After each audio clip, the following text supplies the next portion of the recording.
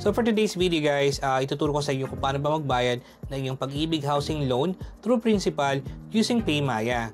Tama, madali na tayo magbayad ng ating housing loan amortization through principal using this PayMaya application. So hindi nyo na guys kailangan pumunta sa any branches ng Pag-ibig or sa mga bayad center. Ang kagandaan nito guys is pwede nyo na siyang ma-access dito through cellphone sa Maya application. Tuturo ko sa inyo guys kung paano yan, and kung bago pa rin sa channel ko, padaan sa channel ko, don't forget to click like, share, subscribe, click mo rin yung bell para laging update sa mga videos ko. So yun nga guys, no, ituturo ko sa inyo kung paano ba magbayad ng inyong Pag-ibig Housing Loan Amortization through principal para ma-less yung inyong principal or yung total contract price ng inyong housing loan. So madali lang to guys, kung meron kayong PayMaya or kung wala pa, try nyo pong mag-sign up or mag-registered. So dito guys, makikita nyo yan dito or dito, diyan ko lalagay. So nandito tayo sa PayMaya application. So ang gagawin nyo lang guys is pumunta kayo sa bills, yan. And then i-type nyo lang guys is Pag-ibig. So lalabas na dyan yung Pag-ibig na housing loan na babayaran nyo syempre. So lalabas dyan guys yung Pag-ibig na babayaran nyo sa inyong monthly amortization or housing loan amortization.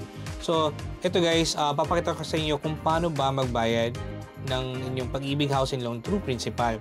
So, ito guys, lagay ko lang to 1, 2, 3, 4, 5, account number, sample lang to guys. And then, sa amount guys, let's say, kung nagbabayad kayo ng monthly amortization nyo sa inyong housing loan, let's say 5,000, then, kung meron kayong excess money, gagawin nyo siyang 10,000. So, pwede nyo siyang ilagay dito, guys. Yan.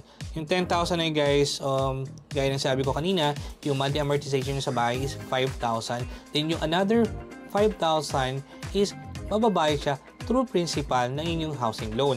So, ganyan yun, guys. So, click nyo lang to guys, sa payment type, housing loan amortization. Yan. Then, dun sa may option sa baba, guys, ito yung pwede kayong mamili.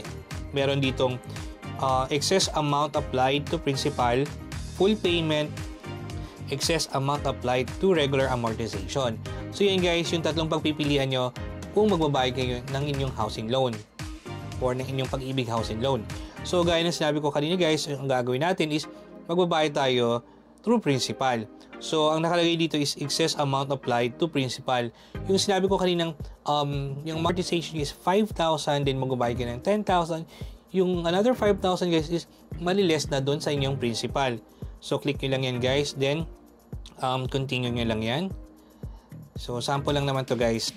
So, ang kagandaan nito guys ay hindi nyo na kailangan pumunta sa mga Pag-ibig branches, which is madali na siyang ma-access through online using your PayMaya application. Madali na nating bayaran ang ating mga housing loan amortization through principal or yung mismong monthly amortization natin.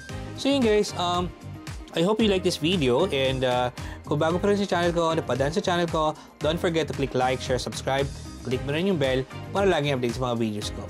Thank you for watching. See you in the next vlog. Bye!